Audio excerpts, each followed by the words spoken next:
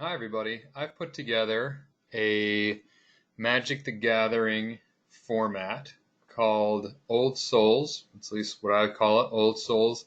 And it's anything that's been printed in an old card frame, a pre-8th edition card frame that is modern legal. There's 904 cards that fit the bill, and there are a couple of cool ones. Crucible of the Worlds has actually had a judge's promo that was printed in an old frame in like 2012, and sort of Feast and Famine and a few other pretty powerful cards. And then there's a lot of really neat older cards that were printed in like 9th edition, 8th edition, 10th edition that are going to be in the format, as well as a lot of other stuff from Urza's and many other sets over the years. So it's a really it's an interesting card pool to play with. It's fairly limited at only 904, but there are lots of different tricks and cards out there that are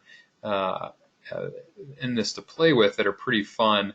And you've got some really powerful spells like Arcanus, and there's lots of neat angels, and then cards like Arena, and then things you've just never thought to play with, but are actually pretty decent in this format, like Avatar of Might, and Bad Moon and things like that. So, and then you have Bandage and other one-drop cantrips. There's just not a lot in this format. There's only one. There's just Chromatic Sphere is the only egg. So it takes some of the annoying. Obviously it gets rid of a lot of the annoying parts of Modern. You don't have these super overpowered decks and turn 2 wins, and you don't have sort of the boring. Trying to play just old school cards where it's just sort of boring effects and things like that, or the rules are all weird. So it's kind of neat. It's a nice mix of modern and a classic feel. I always like the old card frames personally, and all the decks are modern legal, so you could play with them in modern. They're not going to be as powerful as a regular modern deck, but it's really fun to knock down Befoul or something like that. And cards like Black Knight that have a little bit of protection to them are super powerful. They can really mess up a game. And then you have cards like Bad Moon, and you can play different tribal decks and lots of neat stuff. So anyways, I'm going to play a few games online with some of these decks and just see how they go, what it's like to play with them, and see if they're fun. So stay tuned, and we'll try to come up with some interesting matches. It's just gonna be me playing myself. I like to play with. I use cockatrice, so I'll just have some games on here and see what people think. So yeah, let me know what you think in the comments, and I'll be interested to hear what people think of the rules. In terms of other rules for the debt, for the format, there's no ban cards or restricted cards yet. I'm sure I'll figure out some, or other people will.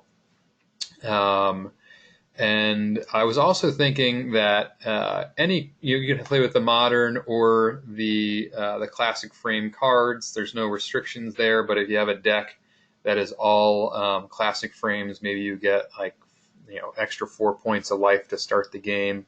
Or if your deck is under a certain dollar amount, like your deck is less than $100 total, then maybe you should you get like a 2 life point bonus, something like that, just to make it a little bit more fun, incentivize people to play with the older cards and the older frames.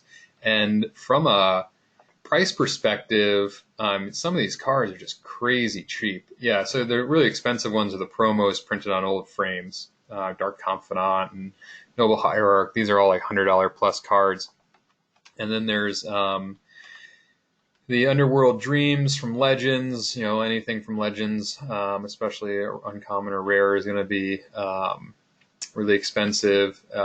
You have your fetch lands, Ensnaring Bridge, Meddling Mage, Goblin Lore. I had no idea was like a $25, $30 card. Bad Moon's up there, and some others. Time Warp's in there. It's a fun card. Grave Pack, Reflecting Pool. There's actually some pretty good stuff in here. This is a cool one. Weathered Wayfarer is really the only way you can make Tron work in this format. You can play Tron, but your threats are like big artifact creatures that you need a Galactic Key to untap. But it works. It's fun. I think if we take a look at checklist, we'll see lists of prices.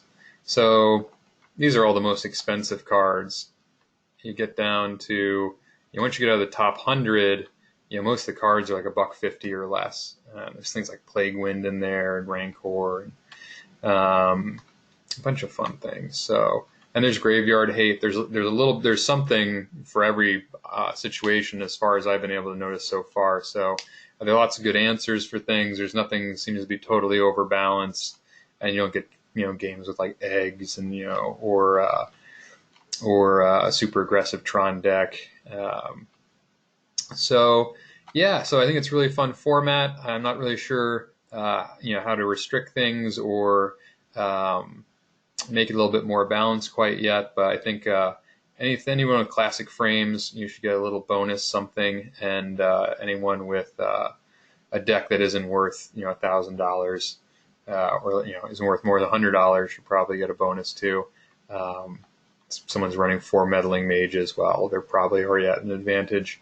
The fetches, make things a little tricky there because everyone's going to want to run those, and they're really not that much of an advantage.